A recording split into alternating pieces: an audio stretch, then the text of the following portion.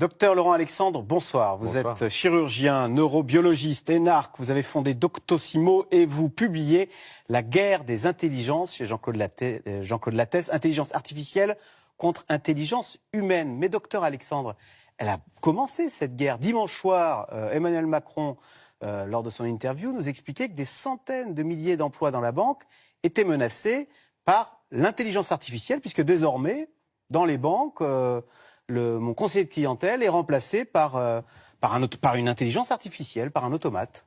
Oui, on a une transformation radicale de l'économie. On l'a déjà eu dans le passé. Il y avait 29 000 porteurs d'eau à Paris et ils ont tous disparu quand l'eau courante est arrivée. Donc ce qu'on va voir dans des métiers comme chauffeur routier, taxi, banquier, comptable, c'est une disparition des emplois. Dans beaucoup d'autres secteurs, les emplois ne vont pas disparaître, ils vont changer.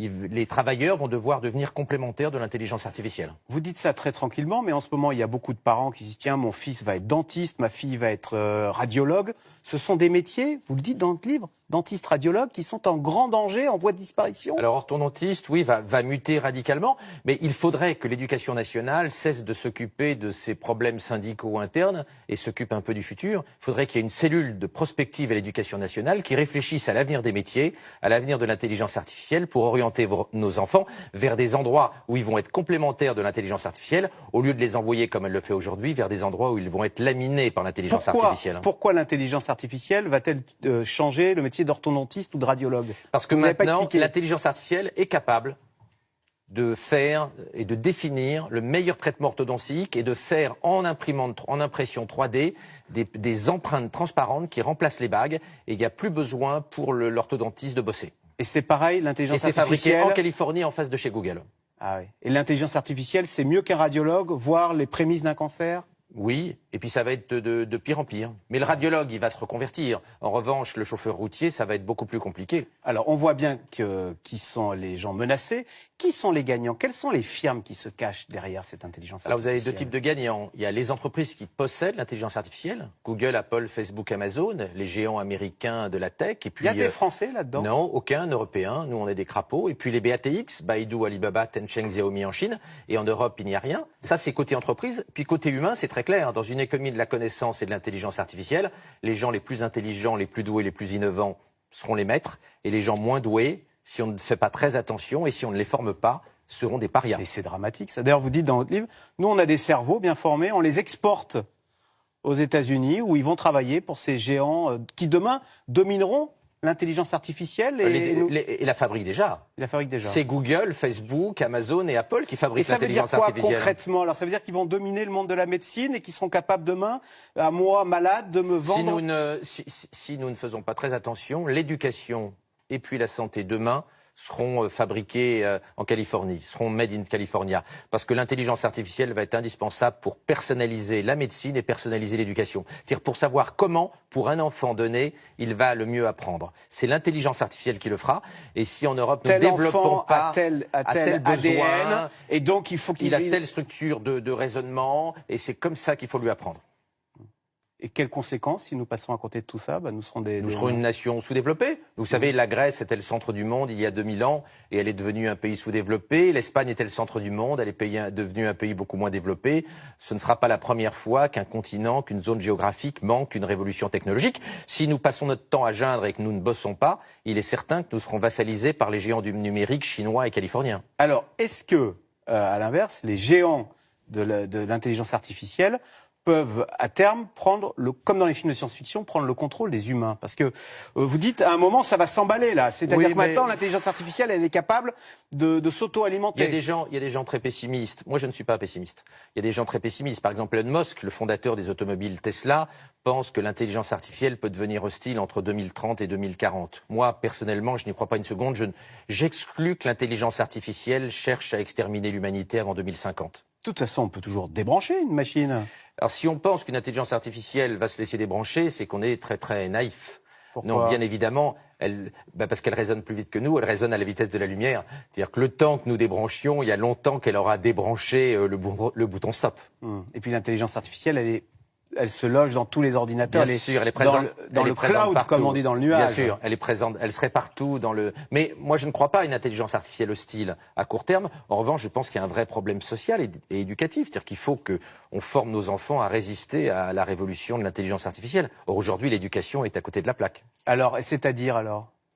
Eh bien, il faut cesser de former des gens à des métiers qui vont disparaître. On forme encore des camionneurs, on forme encore des comptables, on forme des tas de gamins à des métiers qui ne tiendront pas face à l'intelligence artificielle. Il faut remettre des humanités, l'esprit multidisciplinaire, l'esprit critique. C'est ça qui va permettre aux enfants de se défendre face à l'intelligence artificielle. Pas du tout d'être technicien. Sur tous les métiers techniques, l'intelligence artificielle va faire 1000 fois, 1 million, 1 milliard de fois mieux que nos enfants. Il faut développer l'esprit critique, faire lire nos enfants, leur apprendre la philo, l'histoire. L'esprit critique est fondamental. Et si j'avais un seul conseil à donner aux parents, c'est faites lire 3 livres par semaine à vos enfants. C'est la meilleure protection contre l'intelligence artificielle. Mais c'est très contre-intuitif, ça. On se dit, le 21e siècle est numérique, est digital, alors il faut aller dans ces métiers-là, il faut apprendre à coder, etc. Et vous nous dites pas du tout. Il faut faire de la philo, il faut apprendre Il faut connaître la science et avoir une culture scientifique et technologique, et bien connaître le numérique, bien sûr. Mais tout le monde l'aura, ça. Ce qui est important, c'est d'avoir un esprit critique. Et l'esprit critique, il s'acquiert par les humanités, il s'acquiert par la lecture. C'est pour ça qu'il est fondamental de faire lire nos gamins. Alors, vous dites, ce livre s'appelle « Intelligence artificielle contre intelligence humaine ». Donc l'intelligence humaine va chercher à entrer en compétition avec l'intelligence artificielle. À se défendre. Et vous dites, à se défendre, voilà. Et alors vous dites, dans les années à venir, on va chercher à améliorer, c'est un tabou que vous levez, on va chercher à améliorer notre QI. C'est, dites-vous, la dernière grande source d'inégalité aujourd'hui. Nous avons des QI très différents et on s'en accommode fort bien. Les inégalités économiques entre nous sont directement liées aux inégalités intellectuelles. C'est un tabou, mais les gens les plus intelligents gagnent plus que les gens les moins intelligents. Les gens les plus innovants gagnent plus que les gens les moins innovants. C'est une terrible réalité. Et à l'ère de l'intelligence artificielle, ça va être encore pire.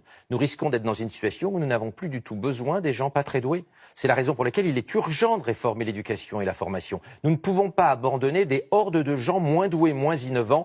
Il faut les aider à monter et à trouver une place dans le monde de l'intelligence artificielle. Et à l'heure où partout dans le monde, les parents veulent le meilleur pour leur enfant, est-ce qu'on peut imaginer que des problèmes d'éthique se posent rapidement, que dans certains pays, on se dise, allez, on va manipuler le génome pour faire en sorte que demain, que mon enfant ait le plus de chances dans la vie de réussir. Les problèmes éthiques, politiques et philosophiques immenses sont devant nous. Il y a 2 technologies qui posent problème. La première, c'est la sélection des embryons.